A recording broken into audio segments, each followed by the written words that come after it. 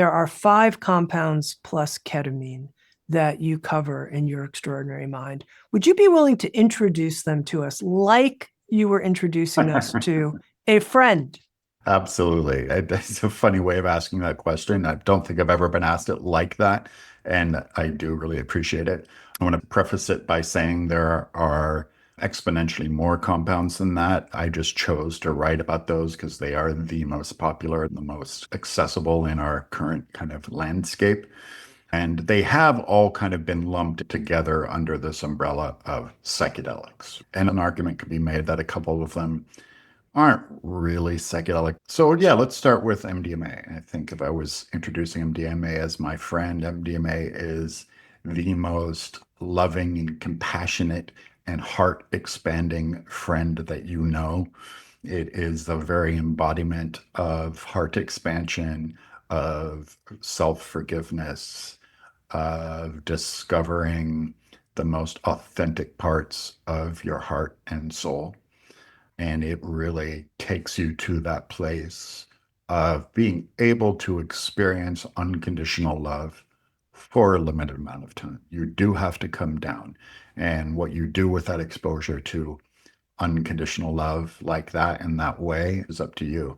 So that's how I would introduce MDMA. Extremely effective for treating trauma and other sort of aches and pains of this thing that we call being alive in the material world and suffering and grief.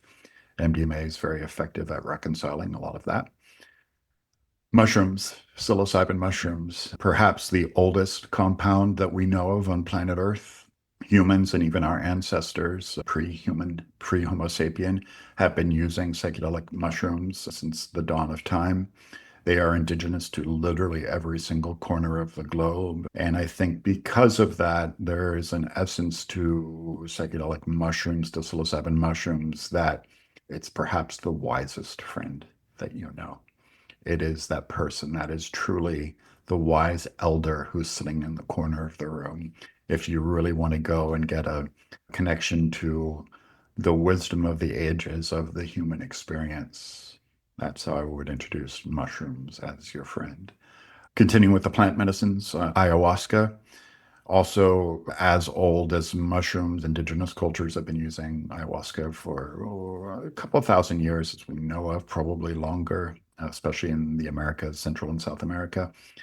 Um, Ayahuasca is also wise, but it can be a little bit perhaps extraterrestrial in the sense that indigenous cultures believe that there are disembodied teachers who live in the ayahuasca vine, and they call it Grandmother Aya. And they believe that there's an actual teacher who lives in this vine who is there to gift you with ancestral wisdom and to confront you with the joys and terrors of the human experience and perhaps allowing you to make contact with something else as well. LSD. LSD is obviously newer onto the stage, like MDMA as well.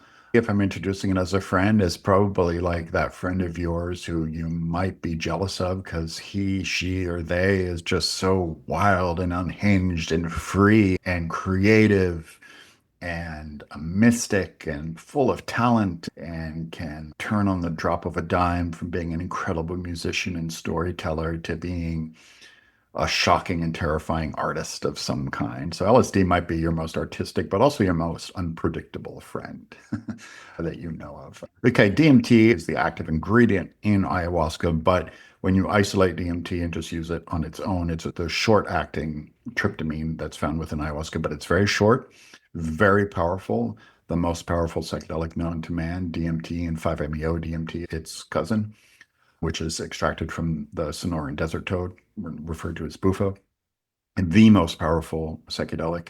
That 10 to 15 minutes in that space is a complete ego dissolution, will take you to another plane of existence and will have you questioning reality and whatever you think reality is in a split second.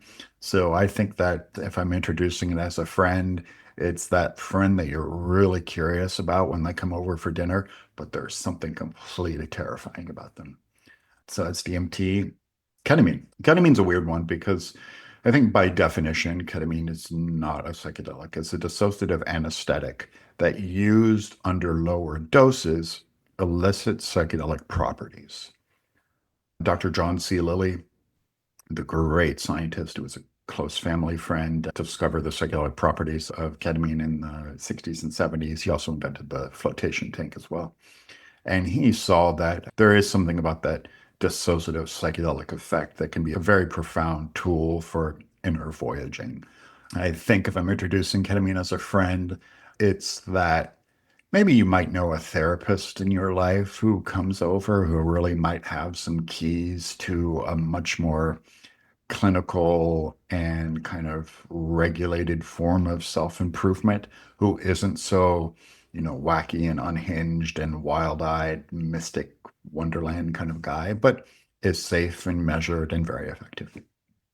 Thanks, Zach, for starting there. And I realize for some people who may be like, we know all this, come on, let's get going. But for other people, I think it's really important because one of your points at the beginning of your extraordinary mind is know what you're getting into, Yeah. educate yourself properly on what these different compounds are and their various effects and dosages, and make sure you know the source of what you're getting as well, that it's a pure resource. And I don't know if you want to speak to that for a moment here. I'm just trying to lay out the fundamentals of how to use them safely and effectively in the 21st century. Yeah.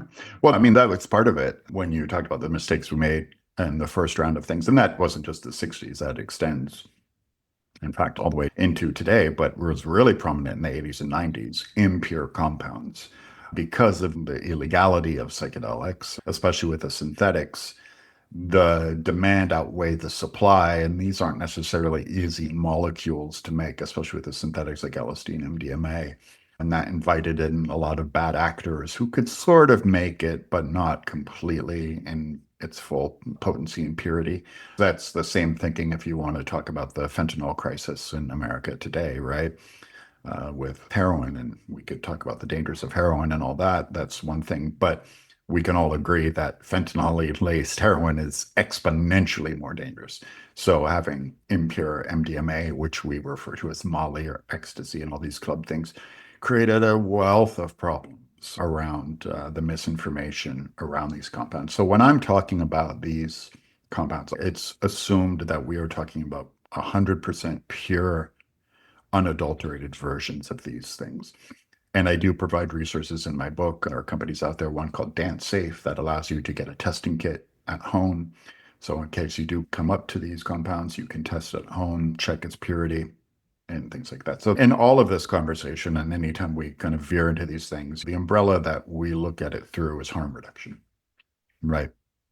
It's a very safe assumption to say that human beings have been using intoxicants since the dawn of time. And that is not going to change anytime soon. So I do put psychedelics in a generalized category like that because I think it's really important that we look at it as a holistic global issue of humans are going to use mind and mood altering chemicals. So if they are, why not provide them with the safest route to go?